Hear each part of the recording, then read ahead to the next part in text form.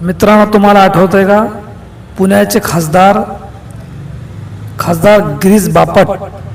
यांचा जेव्हा मृत्यू झाला होता, त्यानंतर मृत्यूनंतरच्या अवघ्या 3 दिवसात पुण्याची पोटनिवडणूक जाहीर केली गेली होती आणि आपला खासदार म्हणून भाजप त्यासाठी प्रचारसुद्धा करत होतं. या गोष्टीवर रागा येऊन अजितदादा पवार हे म्हणले होते की कमीत कमी तुमचा माणूस एखादा मृत्यू झाल्याच्या नंतर एखाद्या महिन्यानंतर निवडणूक घेतली असती तर काय बिघडलं असतं आणि कुठलं कोणाचं काय गेलं असतं.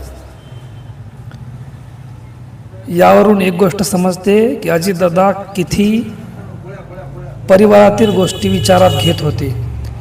आणि तेच अजितदादा अपघाती मृत्यू पावल्याच्या नंतर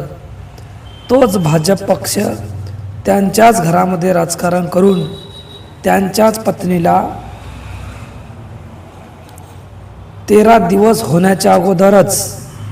म्हणजे राज्यात दुखवटा होता आणि घरचा दुखवटा वेगळा 13 दिवसाचा असतो, तो दुखवटा संपण्याच्या अगोदरच सुनेत्राताई पवार यांना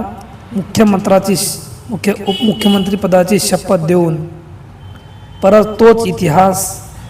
जो खासदार गिरीश बापट यांच्या बाबतीमध्ये केला होता तोच परत केला आहे. याबद्दल तुम्हाला काय वाटते नक्की सांगा.